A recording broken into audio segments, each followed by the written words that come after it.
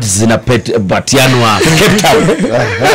Na Polycarp hajafurahi na hayo mambo. Mambo amekataa kabisa. International awards are given internationally. But locally we're suffering. Let me sort of try and kill the enthusiasm the incumbent deputy governor, my friend Mweke, has on awards. In Nairobi, Kenya, I know he prefers Cape Town to Nairobi. In Nairobi, Kenya, there is a bank that got an award called FIRE Awards, Financial Reporting Awards, for 8 years from the Institute of Certified Public Accountants of Kenya. That bank is the bank called Imperial Bank. For 8 years in a row. I can tell you, watch the candidates also. My brother Shikanda, who won CEO of the Year. It's an award I was very afraid of. I've never wanted even to participate in. You win that award, the following day you find that the candidates who win such awards the following time are being arraigned in court for all kinds of things. And I'll give you an example. The MD of Cambry, I think. The following year he was in court having eaten the entire pension fund of Cambry. I don't know how the case went. Did you ever win that award? So therefore, here's my point. Did you ever win that award? I'm telling you, every time I'm telling all young people, yes, be very careful of these awards people get. They are meant to embellish. They're meant to hide, create a certain perception. How can Nairobi Water win an award when they are on strike? When Nairobi has cholera, they are getting an award. And the Nairobi Water and Sewer Company, and they're getting an award. And the incumbent governor talks about that. Vote the incumbents out. We do not have water in Nairobi. How do you win an award? And there's no water in our houses. 50% water loss. Nairobi loses 50% water in distribution. Yeah. And there's a lot of...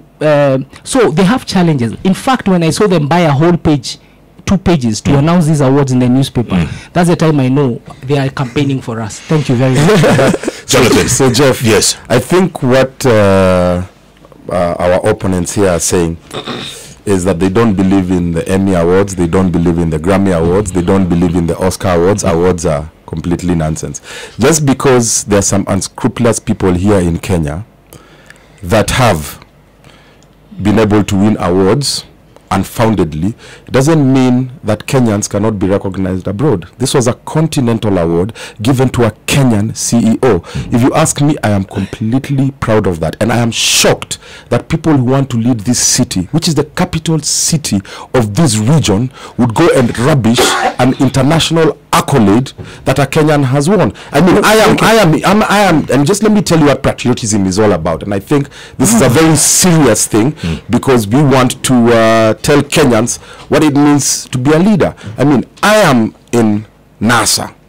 When Amina Mohammed was going for an international a continental seat to be the chairperson of the African Union, I rooted for her. Raila Odinga rooted for her. Kalonzo Musyoka rooted for her because we saw this is a Kenyan who's going to be recognized internationally. It's not about NASA and Jubilee anymore. Here we are, where a Kenyan, Engineer Gishuki, wins a continental award somewhere where CEOs of African utility companies. Utility is not just water. It's power, it's water, goes and is ranked the best utility company CEO in Africa, and they come here and rubbish him on national TV. Goodness, what kind of leaders are you guys? The award was given because we don't have water in our houses. If that was the scale they were using, yes, he won the award. But you cannot start telling us that Engineer Gishui won an award on water, and Nairobians daily are carrying jerrycans to look for water. If you look at Nairobi, there are more jerrycans than grass. And I want to build on what you're saying, my brother, to the incumbent, especially in this thing of water and the award to Nairobi Water. The Nairobi Water and Sewer Company, 1 million households, 500,000 of those households are maybe in lower informal settlement. Do you know 65% of our sewer in Nairobi goes untreated? Only 20% of Nairobi is covered by sewer. These guys in Cape Town, who are they who gave you this award? Go back to Cape Town. And how did they, what criteria were they? Get awards in Nairobi. All right, gentlemen, let's move on. Shikanda, how come your candidate, your team, only does better on social media? I mean, I'm seeing tweets here. Professor Ongeri, he's saying amongst all the Nairobi candidates, only Peter Kenneth has a sober mind. You saw that, huh? And others, they're always praising PK, but only on social media. Why not on the ground? Why doesn't it translate? Jeff, come August 8th, I can assure you, we have done and we are doing our groundwork. Come August 8th, that social media will translate into votes. I've heard here that NASA is this, Jubilee is that. We are not going for NASA Jubilee. We are going for Nairobians. And we are focused on the Nairobians, and we are telling them what is possible. When I was growing up, I went to a city council school. I ended up at the university. I went to do veterinary medicine. When I was growing up, I used to go to city council dispensaries. I was treated. I'm healthy and alive today. When I grew up, there was something we used to call Camero. We used to come and collect garbage religiously each week. It is possible for Nairobi to work again if it gets a sober-minded leader. And a sober-minded leader is in Peter Kenneth. We have seen what Igade Sonko and Kidero Mweke can offer. They are the incumbent. They have not actually offered services. They have actually been offering, I can say, Vitimbi. They've been acting. If you see what has been happening between Sonko and Kidero, it tells you leadership qualities needs you to manage your fellow leader. If the two of them could not manage themselves, how can they manage Nairobi? Okay. It is impossible. Incumbent. The two of them are incumbent. Okay, I'll start with Jonathan. Yes, Angelas and I have been doing the countdown for the last, I think, 38 days or something, right? So now we are down to 13 days and 13 nights. Jonathan, how do you convince Nairobians that you all deserve a second chance? What do you tell them? Jeff, St. Augustine, an old American philosopher from 470 AD said, the truth is like a lion. You don't have to defend it. You let it loose, it defends itself. That's why I carried my blue file here. This is my Google of projects in Nairobi. And I tell my challengers here, Shikanda and Igade, name for me one word in Nairobi, and I'll go through this book file and I'll tell you all the projects we've done there. Igade might not see it because he lives in leafy suburbs. His children don't go to public schools, so he'll never be able to tell what we've done in the public schools. His kids don't go to public hospitals. That's why he has no clue that we have drugs in the public hospitals. His kids and his wife doesn't go to shop at Ngara Market. She goes to shop at Two Rivers. And that is why they'll never have a clue on what we've done for the small businesses. Everything is in this book. I don't need to go and convince anybody. Everyone living in Nairobi can walk around their muta and see what Kidero and Mweke have done. By the way, is Two Rivers in Nairobi County or Kiambu County? It's in Nairobi County. Oh, okay. Maybe on the border. Yeah. On the border. We have completely... Polycarp, that's a damning retort to you. So now, the floor is yours. Now, listen, there's a saying I saw on a track the other day, chips ni waru. It actually means the chips that you see on a plate very clean was one day waru. I want to assure Mweke, I was not born shopping at Two Rivers. Neither was I born with affordability of being able to take my children to those schools. Through prayer, hard work, discipline, I've been successful. I now want to assist Mike Mbuvi Sonko as his deputy to govern Nairobi so that a large population of people can come from where I came from and do what I did. I have no apologies to make for being ambitious and successful and for being a prayerful person who's been blessed by God. So don't become one of these people who attack people personally because they are successful. You're also successful in your own right, and I wish you well, Mweke. But let's stick to the issues. The real issue here for me is that Nairobi has been mismanaged under your hands. We have no water. We are leaking revenue like a sieve. That company you talked to us here called Jambo Pay, you spoke to them in glowing terms, is a company that has been isolated and mentioned in the Auditor General's report as people who don't even remit revenues to the county on time. Your contract you signed with them says you should remit in 72 hours, they remit even over a month. Then how are you then, if you have such revenue, how are you then not able to pay salaries? How are you then able not to pay nurses on time, doctors on time, your staff on time? In fact, they've been on strike. Last month they were paid on 20th. You give a pay slip. Somebody gets a pay slip you don't get. You deduct their KRA, you don't remit to KRA. You deduct their pension, you don't deduct. You deduct their pension from their salaries, you don't remit it. How do you expect these people to live? And then you expect us to believe that you've increased revenue collection? Then, lastly, I want to say this. This election is not going to be won by mudslinging. This election is going to be won by the vision you've created to move forward. And our vision is a vision of a very prosperous, beautiful, safe place for all of us called Nairobi. And Nairobi is a great city. And it will. And I also want to invite my friend Shikanda to tell him, my friend, sometimes there's a saying we have in business called don't catch a falling knife. It will cut you. You know, a falling knife is a share stock that is falling so rapidly that it has no value. Come to us. You're a great footballer. We'll give you a job in the Ministry of Sports. My friend, shuka yo basi haraka. Did you just mad stealing Dan Shikanda? I'm just saying it on a lighter note. This guy used to play fantastic football for AFC. I know him as my hero. And I think he has a great mind. But right now he's in a bus that will not arrive at his destination. Hop out, my brother. Yeah. The bus has arrived. Dan, I also heard that Peter Kenneth plays some great football at Storehead. Are you going to give him a job as well? No, I don't know. At Reunion, in fact. To be honest with you. At Reunion? He was a goalkeeper at Reunion. Yeah. I don't know about him. And you know, this is a deputy gubernatorial debate. So let's stick to us. Because I was just away the other day when I represented my governor at a governor's debate. So I don't know why you're also Shikanda. You're calling me an incumbent. My brother, the definition of an incumbent is somebody in office. You know me. You are defending an incumbent who is in office. I am not defending an incumbent. I am promoting a governor, somebody who wants the position of governor. But to be honest with you, Nairobians out there don't want to listen to this. They want to listen to what are the 3 or 4 things you're certainly going to do. And I can assure you, by the time we are done in 5 years, Nairobi will have safe, well-lit sidewalks, because 50% of the people in Nairobi walk to work, and we don't even have sidewalks. I'm just talking about traffic.